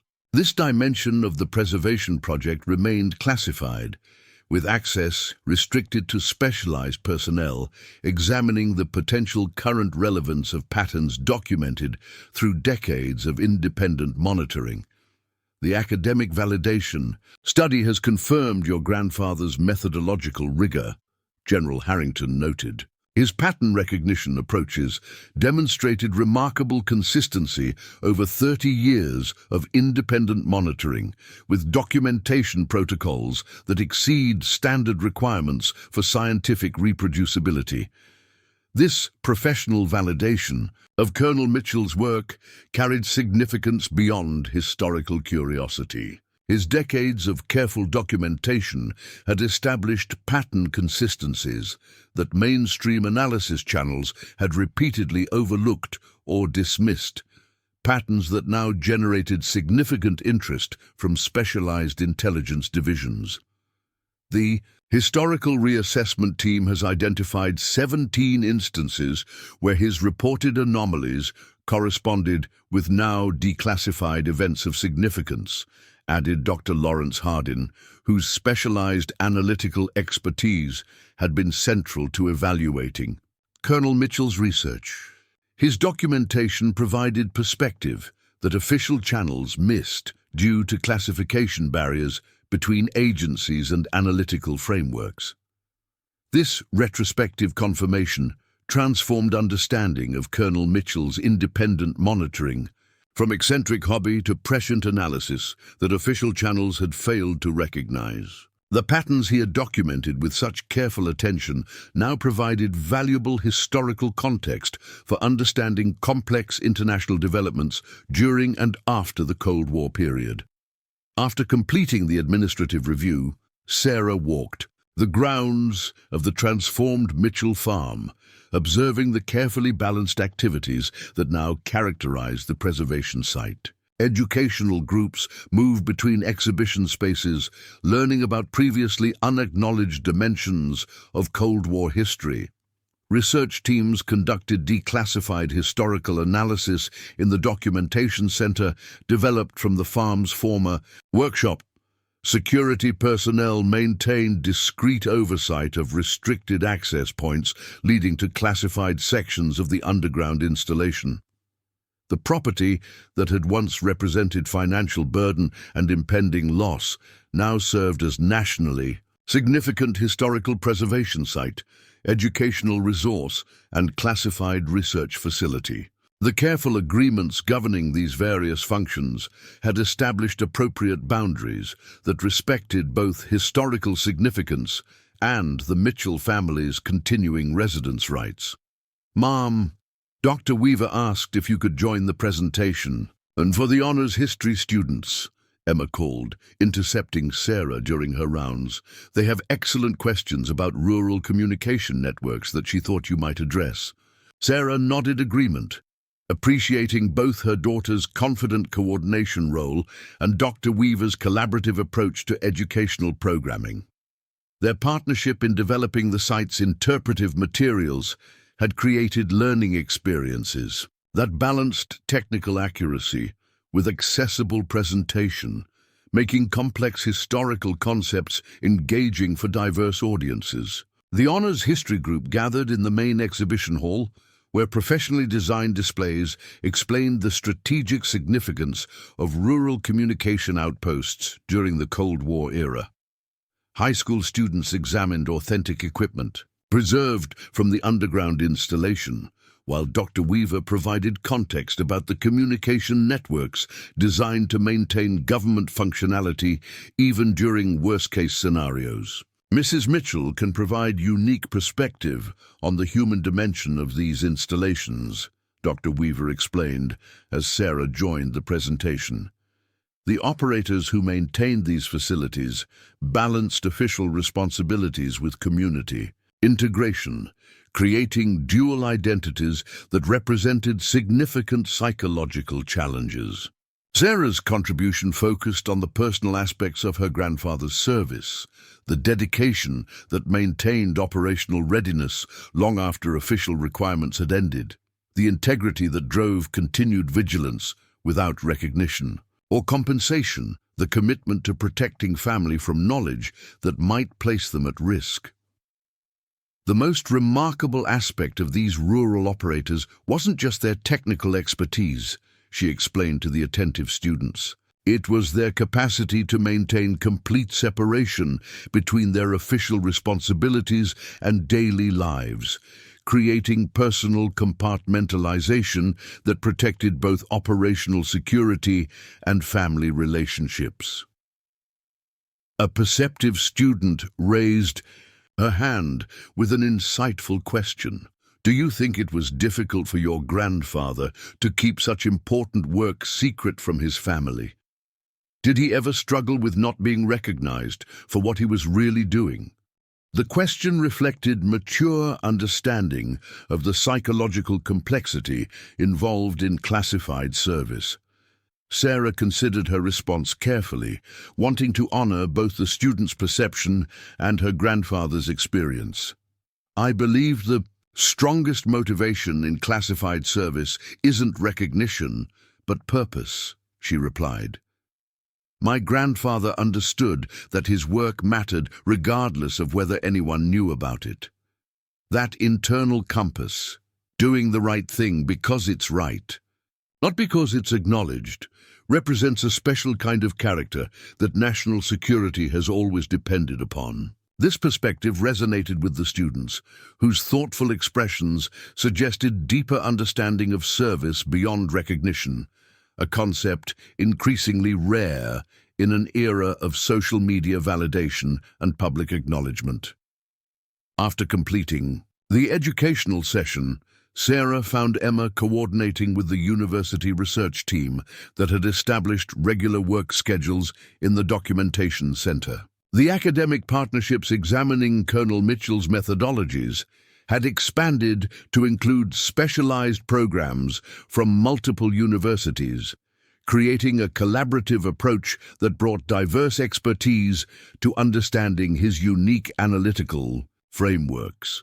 Professor Gallagher says they've identified a methodology connection between Grandpa's signal analysis and current pattern recognition systems. Emma reported with evident pride in their grandfather's continuing influence. His documentation approaches anticipated computational models that weren't developed until decades later. This academic validation represented another dimension of Colonel Mitchell's legacy, not just historical significance, but methodological contributions that continued influencing current analytical approaches. His isolated work, conducted without institutional support or recognition, had developed innovative approaches that formal research channels would only discover years later. As afternoon faded toward evening and the day's visitors departed, Sarah and Emma joined Dr. Weaver and the research team for their traditional end-of-day gathering in the farmhouse kitchen. This informal tradition maintained connection to the property's origins as family home rather than historical site, preserving personal dimensions amid the property's institutional evolution. The pattern correlation study passed peer review, Professor Gallagher announced as they shared coffee around the same kitchen table where Sarah had once contemplated foreclosure notices. The Journal of Intelligence History has accepted it for publication in next month's issue, with appropriate security reviews completed. This academic recognition represented significant validation of both Colonel Mitchell's work and the Preservation Project's research dimension. Beyond maintaining historical artifacts, the site had become a legitimate research center, examining previously overlooked aspects of intelligence history. The educational impact assessment also shows excellent results, Dr. Weaver added. Student knowledge retention rates exceed traditional classroom instruction by significant margins, and teacher feedback consistently emphasizes how the tangible examples transform abstract historical concepts into meaningful learning experiences. These concrete metrics validated the site's educational mission, demonstrating measurable impact beyond mere historical preservation. The Mitchell farm had evolved into a multidimensional resource, serving diverse constituencies, while maintaining appropriate security protocols for sensitive materials. As twilight settled over the property, Sarah excused herself for a private moment of reflection. She walked to the north foundation wall, where a discreet memorial marker had been placed near the original access point discovery location. The simple plaque acknowledged Colonel James Mitchell's extraordinary service while respecting the classified nature of much of his work. The journey from that desperate repair attempt to their current circumstances sometimes seemed dreamlike in its improbability.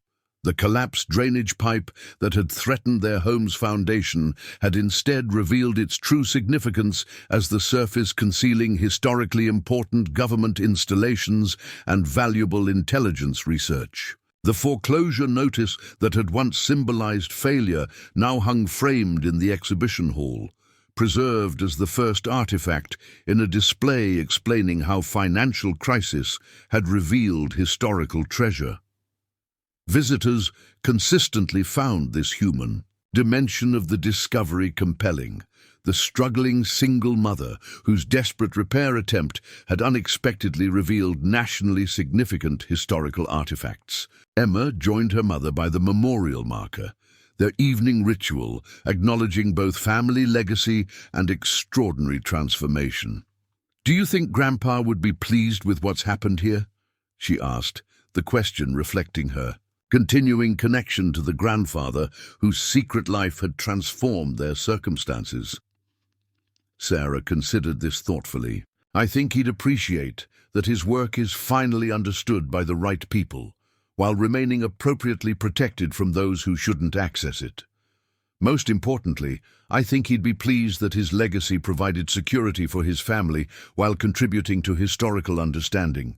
This balanced perspective reflected their evolving understanding of Colonel Mitchell's extraordinary service, not just official military contributions, but the independent vigilance maintained long after retirement, driven by conviction rather than requirement or recognition.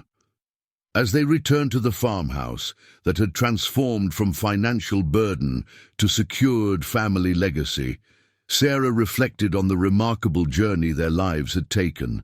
The struggling single mother facing imminent homelessness had found not just financial stability, but meaningful purpose connected to family legacy and national history. The worried child, bearing inappropriate financial awareness, had developed confidence and skills, contributing to significant educational and research programs. The Pentagon officials, whose arrival had initially seemed threatening, had instead facilitated partnership that balanced historical preservation with appropriate security considerations. The government interest that might have displaced their family had instead incorporated their continuing residence as integral to the site's authentic historical presentation. 2 years after that fateful discovery, Sarah understood that the hidden bunker had protected more than government communications. It had ultimately protected her family, providing security and purpose when they had faced their darkest financial moment. Her grandfather's silent service, unacknowledged for decades, had created legacy that would sustain his descendants while contributing to historical understanding for generations to come. The Mitchell Historical Preservation Site had become nationally recognized for its unique approach, balancing public education with appropriate security protocols. School groups from across the country now included the site in educational tours, examining Cold War history from perspectives absent from standard textbooks. University research programs incorporated Colonel Mitchell's methodologies into studies examining intelligence analysis evolution across decades of international tension. Government agencies continued specialized research into the patterns Colonel Mitchell had documented with such methodical precision, finding value in perspectives developed outside institutional frameworks and classification barriers. His independent vigilance, maintained without recognition or compensation, had ultimately provided insights that official channels had repeatedly overlooked. Sarah Mitchell, once struggling single mother facing foreclosure, now directed educational programming that transformed abstract historical concepts into meaningful learning experiences for thousands of annual visitors. Her teaching background, initially sidelined by budget constraints, had found new expression developing interpretive materials that made complex Cold War infrastructure understandable for diverse audiences.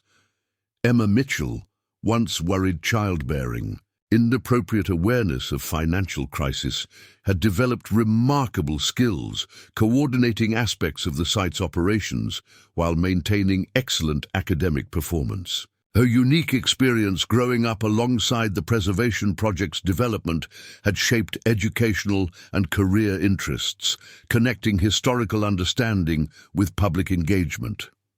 As night settled over the Mitchell Historical Preservation Site, lights illuminated pathways between carefully designed exhibition spaces, while security systems maintained appropriate protection for sensitive areas. The underground installation that had maintained silent vigilance through decades of international tension now served multiple purposes: preserved historical artifact, educational resource, and ongoing research facility. The farm that had nearly been lost to foreclosure had instead become nationally significant historical site, preserving unique perspective on American defense history. The financial crisis that had driven desperate repair attempts had unexpectedly revealed historical treasure that transformed understanding of rural America's role in national security infrastructure. And Colonel James Mitchell, whose extraordinary service had remained unacknowledged during his lifetime, had created legacy that extended far beyond military records or pension benefits. His dedication had ultimately provided not just historical significance but family security, transforming inheritance that had initially seemed burden into blessing that would sustain generations. The hidden bunker beneath ordinary farmhouse represented powerful metaphor for service beyond recognition. The countless individuals whose contributions remain unseen, yet prove no less significant for being unknown.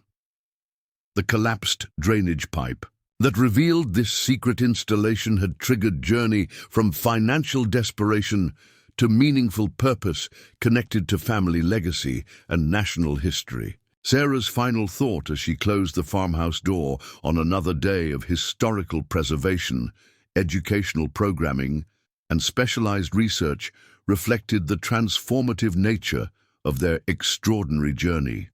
The greatest treasures often remain hidden until moments of greatest need, when desperate circumstances reveal unexpected legacy capable of transforming not just financial situations, but understanding of family, history, and purpose. All because a single mother's desperate attempt to repair collapsed drainage pipe had revealed secret installation that transformed understanding of both family legacy and American history, bringing Pentagon officials overnight to forgotten. Montana farm that would become nationally significant historical site, preserving previously unacknowledged dimensions of Cold War vigilance for generations to come. Up next, you've got two more standout stories right on your screen.